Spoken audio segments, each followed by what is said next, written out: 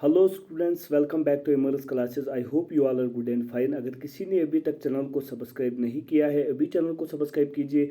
जैसा कि आपको मालूम है कि हमने रहबर सीरीज़ स्टार्ट की है फॉर क्लास 10th स्टूडेंट्स, और इसी रहबर सीरीज़ में मैं आपको बायोलॉजी पढ़ाऊँगा। जैसा कि आपको मालूम है कि जो आपका बायोलॉजी का पहला चैप्टर है वो है लाइफ प्रोसेसेस। आपको क्या बात याद रखना है, ये जो चैप्टर है ये वेरी इंपॉर्टेंट है। ये इसलिए इम्पोर्टेंट है क्योंकि इसमें जो भी लाइफ में जो प्रोसेसेस होती है उन प्रोसेसेस को हम पढ़ेंगे। अगर आप देखेंगे इनमें जो भी लाइफ प्रोसेसेस आते हैं वो आपको हायर क्लासेस में अलग अलग चैप्टर्स में पढ़ने हैं, लेकिन इस चैप्टर में हमें लाइफ प्रोसेसेस सारे पढ़ने हैं। थोड़ा थोड़ा पढ़ना है लेकिन इम्पोर्टेंट चैप्टर है, क्योंकि जब आप हायर क्लासेस में जाओगे क्लास 11th में जो ये लाइफ प्रोसेसेस है ये अलग अलग चैप्टर्स में दिए गए हैं, लेकिन यहाँ पर आपको ये सारे लाइफ प्रोसेसेस एक ही चैप्टर में पढ़ने हैं। इसलिए इम्पोर्टेंट ये है कि इसलिए ये चैप्टर इम्पोर्टेंट है क्योंकि इसमें आपको बेसिक्स पढ़ाया जाएगा जो आपको बहुत इम्पोर्टेंट बहुत हेल्पफुल रहेगा।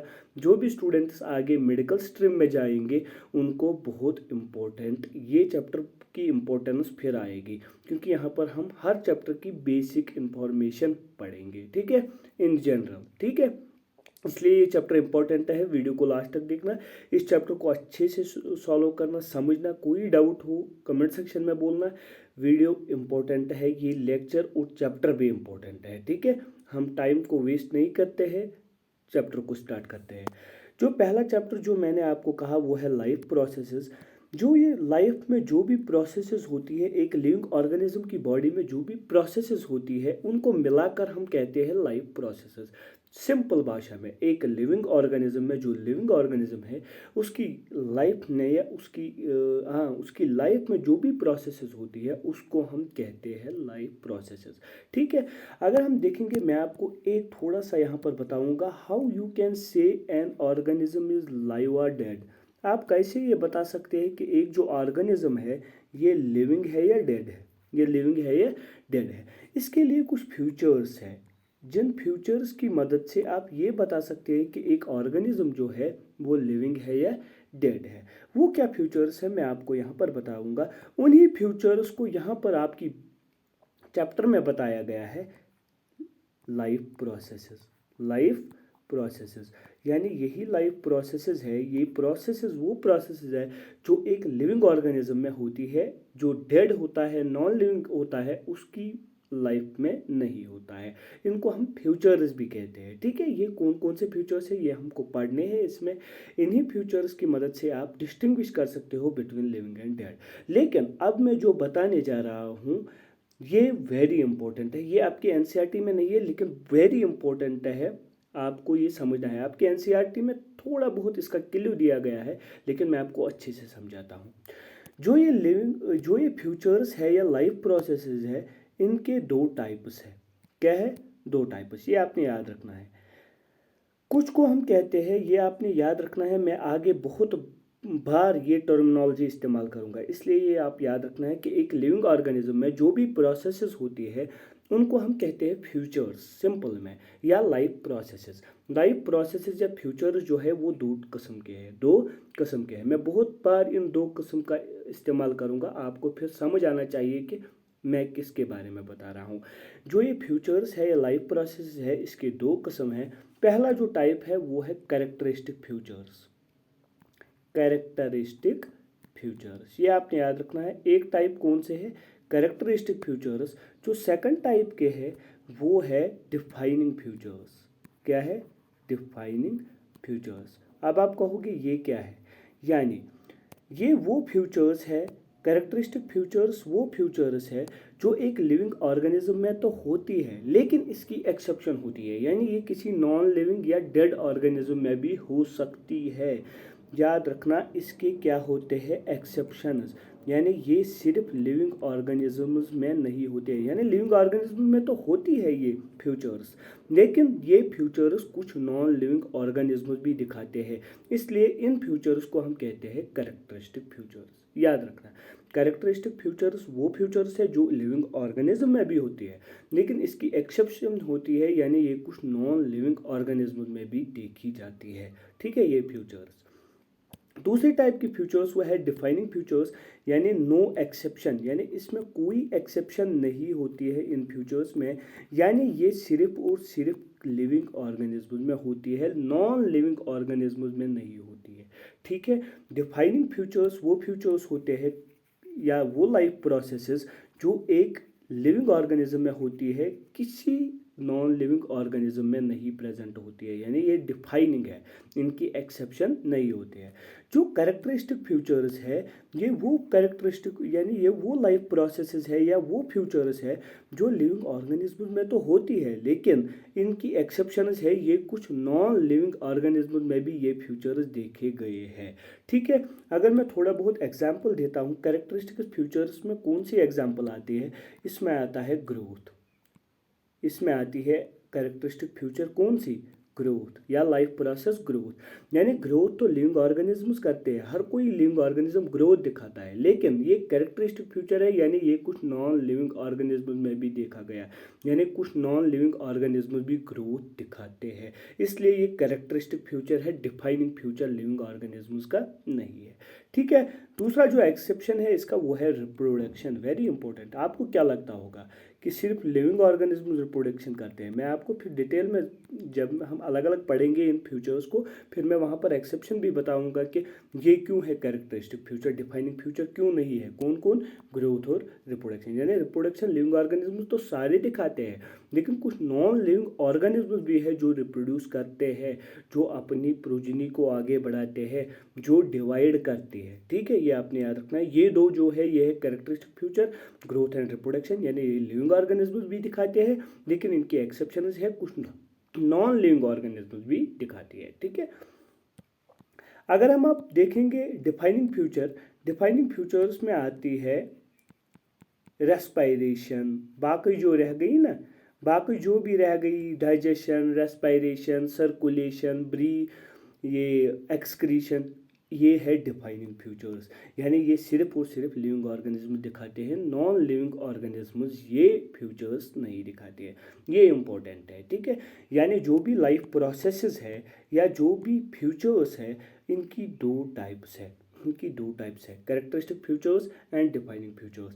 कैरेक्टरिस्टिक फ्यूचर्स वो फ्यूचर्स होते हैं या वो लाइफ प्रोसेसेस होते हैं जो एक लिविंग ऑर्गेनिज्म में तो होती है, लेकिन इसकी एक्सेप्शन होती है, ये किसी नॉन लिविंग ऑर्गेनिज्म या डेड ऑर्गेनिज्म में भी होती है। लेकिन जो डिफाइनिंग फ्यूचर्स होते हैं वो सिर्फ और सिर्फ लिविंग ऑर्गेनिज्म में होती है, नॉन लिविंग ऑर्गेनिजम्स में नहीं होती है, यानी इनकी एक्सेप्शन नहीं होती है। ठीक है, ये मैंने एक्सेप्शन ये दो बताए, यानी जो कैरेक्टरिस्टिक फ्यूचर है वो कौन सा है, ग्रोथ एंड रिप्रोडक्शन। बाकी जो भी लगभग रह गई, रेस्पिरेशन, डाइजेशन, सर्कुलेशन, एक्सक्रीशन, वो क्या हो गई, डिफाइनिंग फ्यूचर्स। ये आपने याद रखना है। अगर मैं कहीं आपको, अब मैं अलग अलग आपको पढ़ाऊंगा, ग्रोथ ये मैं पढ़ाऊंगा, लाइफ प्रोसेसेस आपको डिटेल में, अगर मैं फिर आगे आपको बताऊंगा ग्रोथ एक कैरेक्टरिस्टिक फ्यूचर है ना कि डिफाइनिंग फ्यूचर है, आपको समझ आना चाहिए कि मैं कहना क्या चाहता हूँ। ठीक है, फिर मैं साथ साथ वहाँ पर ये भी बताऊँगा कि ग्रोथ को अगर मैंने कैरेक्टरिस्टिक फ्यूचर बताया, इसमें एक्सेप्शन है क्या, यानी कौन सा लिविंग या कौन सा डेड या नॉन लिविंग ऑर्गेनिज्म ये ग्रोथ दिखाता है, ये मैं आगे बताऊंगा। आपने इतना याद रखना है जो मैंने बताया। ठीक है, अब हम आगे देखते हैं। यहाँ पर जो आपका चैप्टर है लाइफ प्रोसेसेस, ये मैंने आपको बताया, लाइफ प्रोसेसेस वो सारी प्रोसेसेस है जो एक लिविंग ऑर्गेनिज्म में होती है, फिर नॉन लिविंग ऑर्गेनिज्म में होती है या ना होती है वो बात नहीं है। लाइफ प्रोसेसेस एक लिविंग ऑर्गेनिज्म में जो भी प्रोसेसेस होती है उनको हम कहते हैं लाइफ प्रोसेसेस, चाहे फिर वो कैरेक्टरिस्टिक लाइफ प्रोसेस हो या डिफाइनिंग लाइफ प्रोसेस हो, यानी कैरेक्टरिस्टिक फ्यूचर्स हो या डिफाइनिंग फ्यूचर्स हो, उससे मतलब नहीं है, यानी लिविंग ऑर्गेनिज्म में होती है तो लाइफ प्रोसेसेस। ठीक है, इसमें जो यहाँ पर एग्जांपल्स दी गई है, यहाँ पर अगर मैं यहाँ पर हाईलाइट करता हूँ, ग्रोथ है, एक्सक्रीशन है, रेस्पायरेशन है, सर्कुलेशन है। ठीक है, मैं इसको जूम करता हूँ ताकि आपको अच्छे से दिखाई दे। ठीक है, कौन कौन सी एग्जांपल्स है, growth, excretion, respiration, circulation, digestion etcetera, ये है लाइफ प्रोसेस जो एक लिविंग ऑर्गेनिज्म में होती है। आई होप आपको ये लाइफ प्रोसेस समझ आया होगा। ठीक है, इसकी टाइप्स मैंने जो बताए वो भी आपको समझ आए होंगे। अब हम आगे देखते हैं। All the processes like respiration, digestion, which together keep the living organism alive and perform the job body maintenance are called life process. यहाँ पर definition दी गई है life processes क्या है। जो भी प्रोसेसेस एक लिविंग ऑर्गेनिज्म में होती है जो उसको ज़िंदा रखती है। एक लिविंग ऑर्गेनिज्म में जो भी प्रोसेसेस होती है जो इस लिविंग ऑर्गेनिज्म को ज़िंदा रखती है और उसकी बॉडी को मेंटेन रखते हैं, उनको हम कहते हैं लाइफ प्रोसेसेस। यानी यहाँ पर अच्छी डिफिनीशन दी गई है। यानी जो भी प्रोसेस, मैंने कहा था जो भी प्रोसेसेस एक लिविंग ऑर्गेनिज्म में होती है उनको कहते हैं लाइफ प्रोसेसेस, लेकिन अब ऐड करना है यानी वो सारे प्रोसेसेस जो एक लिविंग ऑर्गेनिज्म की बॉडी में होती है जो उसको एक तो ज़िंदा रखती है और उसकी बॉडी को मेंटेन रखते हैं, उनको हम कहते हैं life processes. Examples growth, digestion, circulation, respiration, excretion, ये सारे एग्जाम्पल्स है लाइफ प्रोसेस की। कभी 2 मार्क्स का क्वेश्चन आया what our life process and this example, यही लिखना है। ठीक है, यहाँ पर दिया गया है, यहाँ पर अच्छा चार्ट बनाया गया है। लाइफ प्रोसेस जो है इसमें कौन आते हैं, growth, digestion, respiration, circulation, excretion, ठीक है, डाइजेशन, ये कुछ है। ठीक है, ये आपने याद रखना है। ये क्या है, लाइफ प्रोसेसेस। अब हम स्टार्ट करते हैं पहले से ही। पहला हम पढ़ेंगे ग्रोथ। क्या पढ़ेंगे, ग्रोथ। देखिए आपके एनसीईआरटी में ग्रोथ के बारे में कुछ नहीं बताया गया है। ठीक है, आपके टेक्स्ट बुक में ग्रोथ के बारे में कुछ नहीं बताया गया है, लेकिन मैं आपको थोड़ा बहुत ग्रोथ के बारे में बताता हूँ। ठीक है, पहले हम ग्रोथ का देखते हैं। मैं इसको इरेज करता हूँ जो मैंने यहाँ लिखा, ठीक है, ताकि मैं आपको समझा सकूँ अच्छे से। देखिए जो ग्रोथ होता है, ग्रोथ का मतलब क्या होता है, एक लिविंग ऑर्गेनिज्म में ग्रोथ का मतलब क्या है, ये आपने समझना है। अगर एक लिविंग ऑर्गेनिज्म अपने सेल नंबर को इंक्रीज करती है, यानी अगर कोई लिविंग ऑर्गेनिज्म है उसकी बॉडी में सेल्स है, अगर वो सेल डिवाइड करेंगी उनका नंबर बढ़ जाएगा, उनके नंबर बढ़ने से उसमें ग्रोथ हो जाएगी।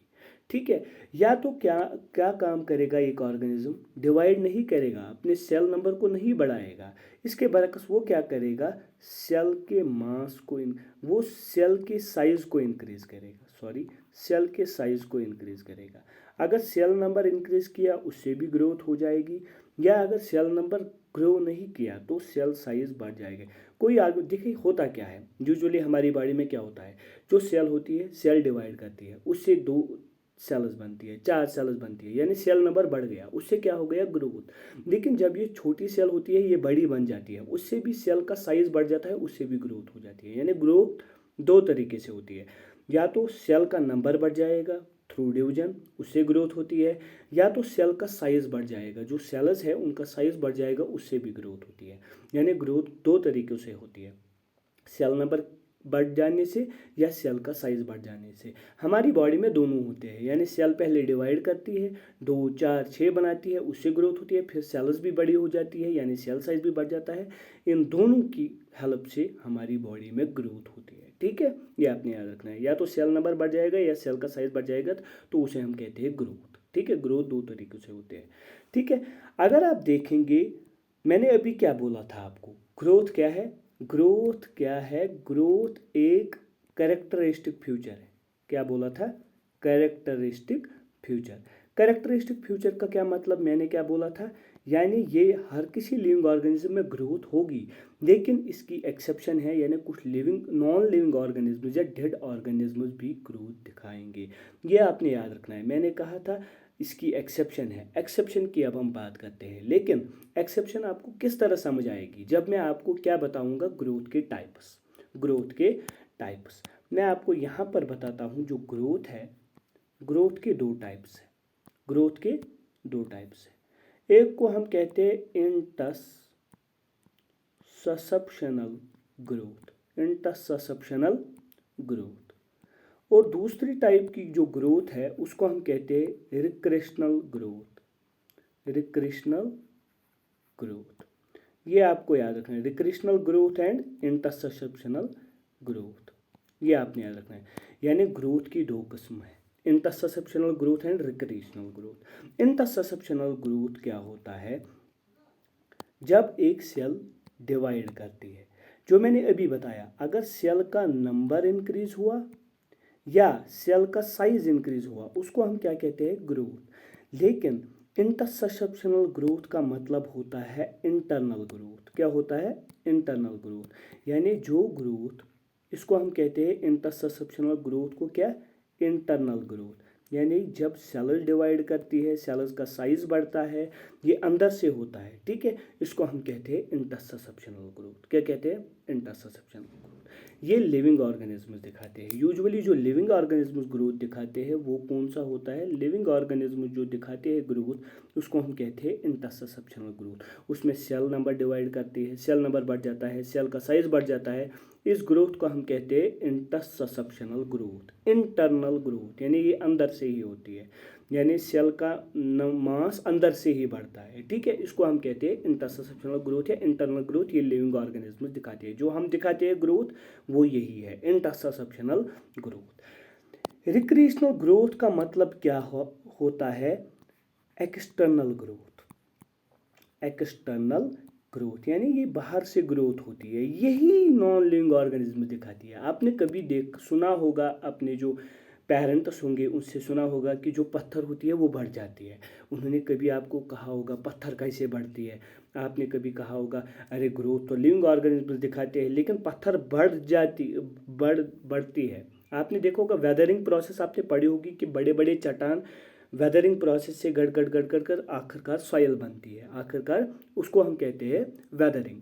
लेकिन रिक्रिएशनल ग्रोथ, कुछ पत्थर क्या होते हैं, अगर मान लो ये एक पत्थर है, ठीक है, इसके ऊपर कुछ मलबा, कुछ लेयर चढ़ गया, ठीक है, बहुत साल हो गए, ये सेट हो गया इसी के साथ, फिर और एक लेयर ऑफ मलबा चढ़ गया, तो उससे ये पत्थर ग्रो करेगी ना, बड़ी हो जाएगी। इसको हम कहते हैं बाहर से। देखिए इसकी ग्रोथ अगर आप देखेंगे वो बाहर से हुई, यानी ये पत्थर था, पत्थर के बाहर से ये लेयर बन गई, मड की, डस्ट की, सॉइल की, वो बन गई पत्थर, ठीक है। इसी तरह आपने देखा होगा अगर कोई पत्थर होती है, आपने सुना भी होगा, वो बढ़ जाती है। छोटे छोटे पत्थर जो होते हैं, जो खासकर दरियाओं में होते हैं या किसी शोर्स पर होते हैं, वहाँ पर जो पत्थर होते हैं उन पर ये लेयर्स बनती है और उसकी वजह से उनका साइज बढ़ जाता है, वो बाहर से बढ़ जाता है। इसलिए इस ग्रोथ को हम कहते हैं रिक्रिएशनल ग्रोथ। देखो किसने दिखाई? ये रॉक ने। रॉक क्या है? नॉन लिविंग ऑर्गेनिज्म है ना, non living, sorry non living organism नहीं, sorry non living thing. Rock जो है ये नॉन लिविंग थिंग है, इसने क्या दिखाई? ग्रोथ। उस ग्रोथ को क्या कहते हैं हम? Recreational growth. ये एक्सेप्शन है ना, इसीलिए मैंने कहा था ग्रोथ कैरेक्टरिस्टिक फ्यूचर है, यानी ये लिविंग ऑर्गेनिज्म भी दिखाते हैं लेकिन कुछ नॉन लिविंग ऑर्गेनिज्म भी दिखाते हैं, जैसे कि रॉक।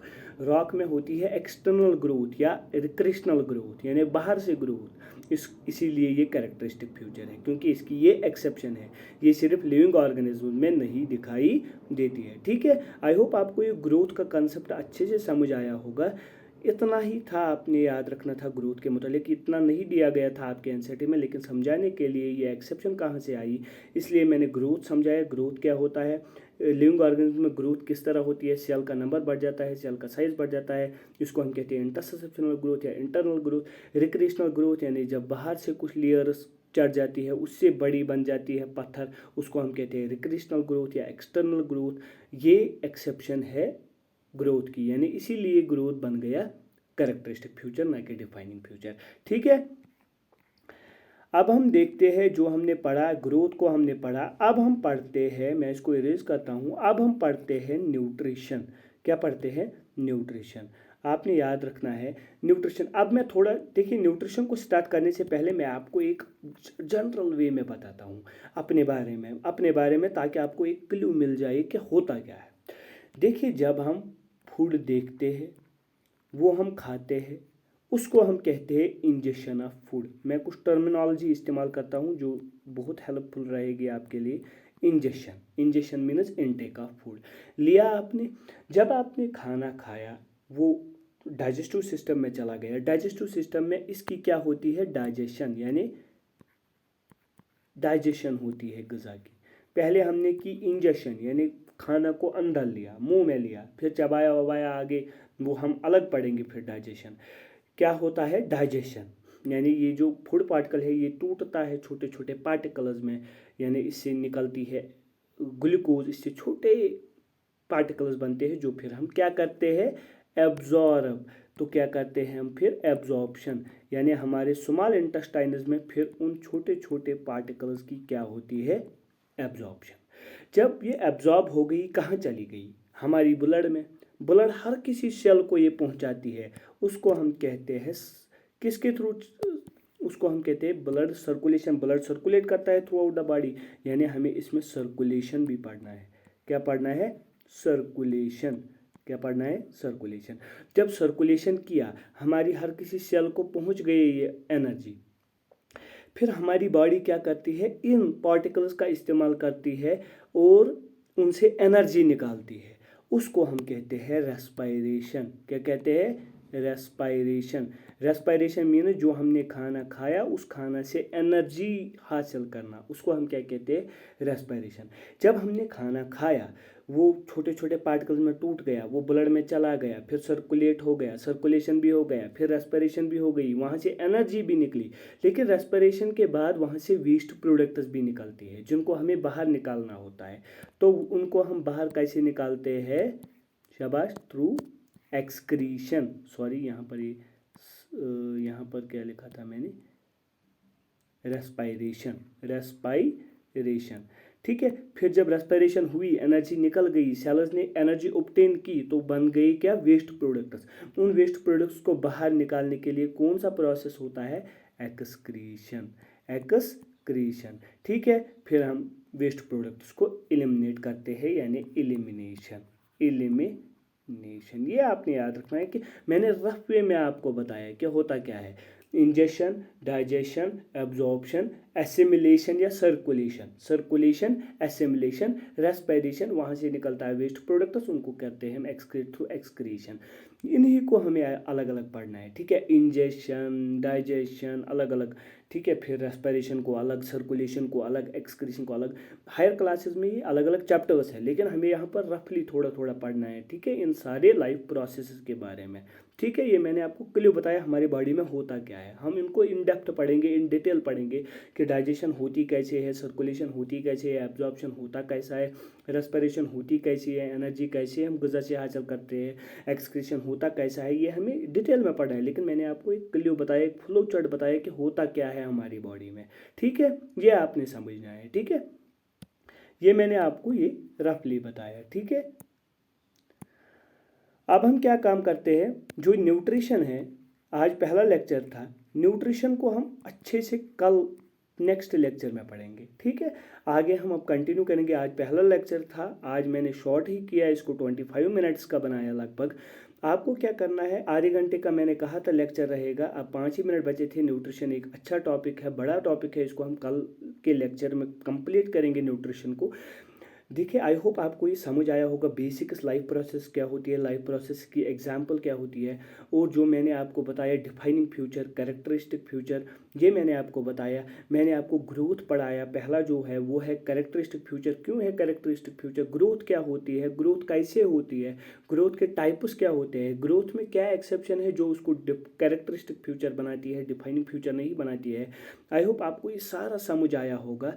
नेक्स्ट लेक्चर में हम न्यूट्रिशन को कंटिन्यू करते हैं, न्यूट्रिशन को अच्छी तरह समझेंगे। ये बहुत इंपॉर्टेंट चैप्टर टॉपिक है, ये चैप्टर भी बहुत वेरी इंपॉर्टेंट है। इसमें जो भी आप प्रोसेसेस पढ़ोगे, ये अलग अलग चैप्टर्स आपको मिलेंगे हायर क्लासेस में, वहाँ पर, इसलिए वहाँ पर अच्छे से समझने के लिए आपको बेसिक्स का पता होना ज़रूरी है। इसलिए आप सिर्फ चैनल को सब्सक्राइब कीजिए, फ्रेंड्स के साथ इसको शेयर कीजिए, और जो हम पढ़ाएंगे उसको एनसीईआरटी से भी मैच कीजिए, एनसीईआरटी भी पढ़िए, और जो हम पढ़ा रहे हैं इसको भी अच्छे से कीजिए और नोट्स बनाइए।